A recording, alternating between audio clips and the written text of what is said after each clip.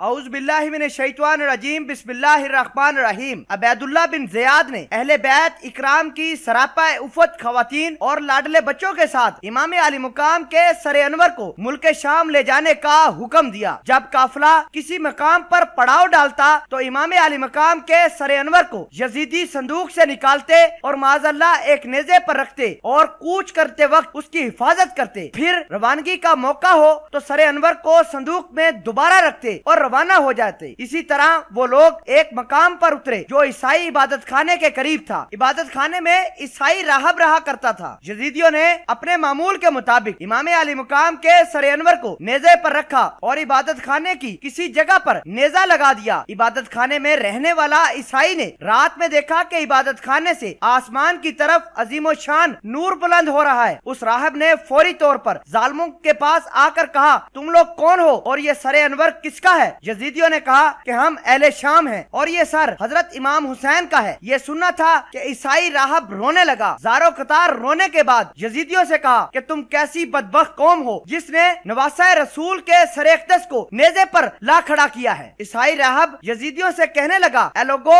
میرے پاس 10,000 دینار ہیں جو مجھے آباء و اجداد سے وراثت میں ملے ہیں۔ اگر میں 10,000 دینار تم کو دے دوں تو کیا نبی کے نواسے کا سر اقدس آج رات مجھے رکھنے کی اجازت دو گے؟ یزیدیوں نے کہا، کیوں نہیں؟ پس عیسائی راہب نے دینار کی تھیلی انڈیل دی۔ ان لوگوں نے دینار گننا شروع کر دیے اور اس پر مہر لگا کر صندوق میں محفوظ کر لیے، اور یوں سر اقدس یزیدیوں سے عیسائی راہب کی طرف چلا گیا۔ راہب نے نہایت تعظیم کے ساتھ امام علی مقام کا سر انور لے کر اس کو غسل دیا، اپنی گود میں رکھ کر رات بھر روتا رہا۔ جب صبح کا وقت ہوا تو عیسائی نے کہا، اے سر انور، میں اپنے آپ پر ہی قابو رکھتا ہوں اور گواہی دیتا ہوں کہ اللہ کے سوا کوئی معبود نہیں اور آپ کے نانا حضرت محمد صلی اللہ علیہ وسلم اللہ کے رسول ہے۔ یہ کہہ کر مسلمان ہوا اور امام حسین کی غلامی میں شامل ہوا۔ پھر سر انور کو ان یزیدیوں کے حوالے کر دیا۔ ان لوگوں نے سر انور دوبارہ صندوق میں رکھا اور روانہ ہو گئے۔ جب یزیدی دمشق کے قریب پہنچنے لگے تو یزیدیوں نے سوچا کہ وہ 10,000 درہم کو آپس میں بانٹ لیتے ہیں۔ جو ہی یزیدیوں نے صندوق کھول کر دینار کی تھیلی کھولی تو کیا دیکھتے ہیں کہ وہ سارے کے سارے دینار ٹھیکری بن چکے ہیں۔ یہ واقعہ دیکھ کر بہت سارے لوگوں نے توبہ کی اور بعض اسی حالت پر قائم رہے۔ عیسائی راہب نے جو کیا کہ میرے آباء و اجداد کی کمائی جو مجھے وراثت میں ملی ہے، اس میں اشارہ ہے کہ آباء و اجداد کی پونجی جاتی ہے تو جائے، کوئی غم کی بات نہیں، مگر امام علی مقام کی صحبت اور بابرکت کا ایک لمحہ میسر آ جائے تو یہ بہت بڑی نعمت ہوگی۔ آپ کی صحبت بابرکت آخرت کی پونجی عطا کرتی ہے۔ دنیا کا مال ٹھیکری بن جاتا ہے اور